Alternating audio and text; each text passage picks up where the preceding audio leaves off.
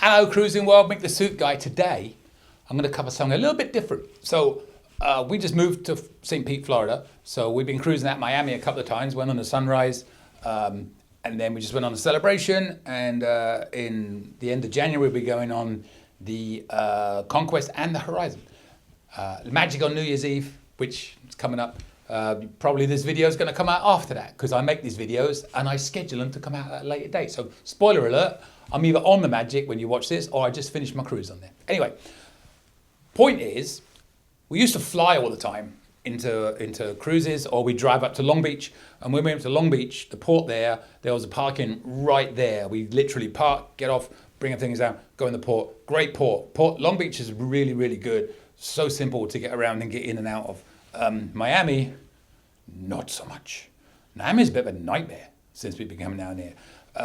Picture this, right? So you've got 5, 6 different, well, when we went on a celebration, we left on a Sunday, we got back on a Monday. It was an 8-day cruise. There were 7 ships on Sunday. There were 7 ships on Monday of all the different cruise lines.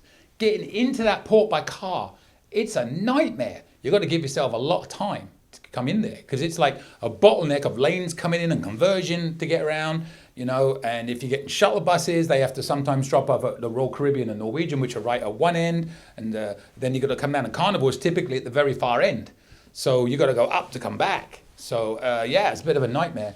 So be aware of that. But this video is about we parked. So we were looking at parking options. Now, to be fair, in Long Beach at that port, it is $23 a day, which is expensive. But we were only doing 4-day cruises, and just for the convenience of it, we did that for a 4-day. We were doing longer cruises down in Miami, obviously. So we found this place called Premier Parking. And I want to give you an overview on my opinion of using this particular company for parking for a cruise. I'll give you the pluses. It's good value. That's about it. So I'm going to show you some video I took of the actual port and how it works, the parking and the flow and the system and everything. But do I recommend it? You be the judge after this video, and I will tell you at the end. But this is the flow of how Premier Parking works in Miami. It is close to the port, very close to the port. But yeah, we'll see. Watch this. All right, so to give you an idea of where you go, this is the main road you will take. You'll take a left, you'll have it on your GPS. You'll see a Whole Foods on your left. Remember, this place opens at 7:30 in the morning, so you can park from them. But in the small print, you won't be able to get to the port until 10:30 starting. There's the entrance where you go in. You can walk in there and get an elevator as well. If you need to go back to your car, the cars in the middle there, the cars arriving to be met. And you'll see the line already beginning because, again, they go pick people up until 10:30. They do not start shuttling you to the port until 10:30. This is 10:30 when they started shuttling people to the port. And look how long the line of people is waiting to get into these vans that hold about 10 people max with all those bags. They'll give you these little blue pieces of paper and they'll say when the ship comes back, these indicates where you need to go for your pickup, depending on what cruise line you're with.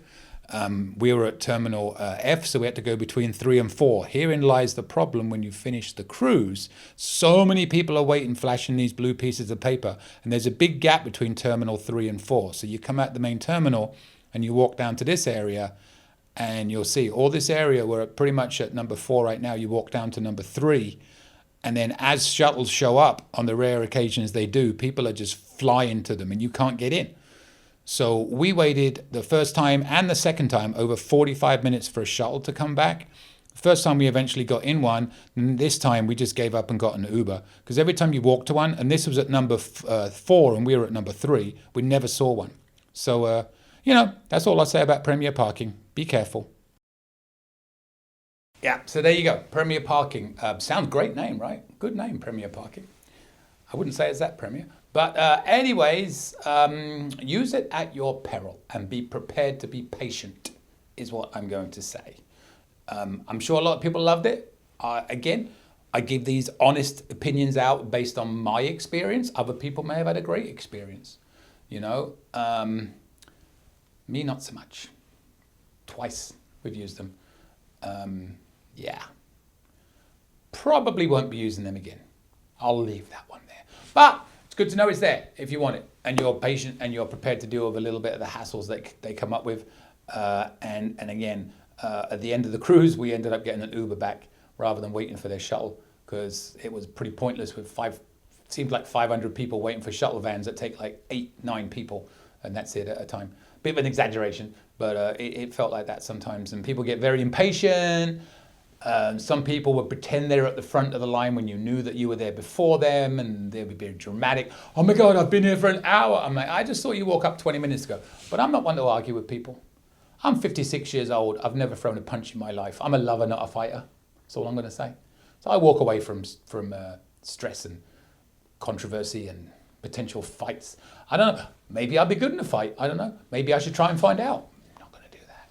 I'll probably be like that. I don't know.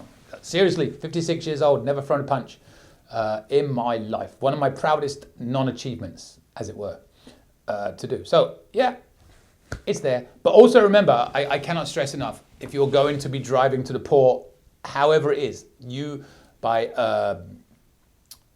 Uber, by Lyft, by a shuttle or anything, allow extra time, because, it's a busy port.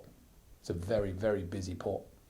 Yeah, I need to do a video covering all the different ports and the ease of all the different ports. But I've still got a few I haven't been to yet. So I'm going to try and go to all the ports and do one big video on all the ports together, and the Suit Guide to Ports. Suit Guide to Ports. It's a bit of a tongue twister, isn't it? But we'll do our best. Anyways, waffling on as always.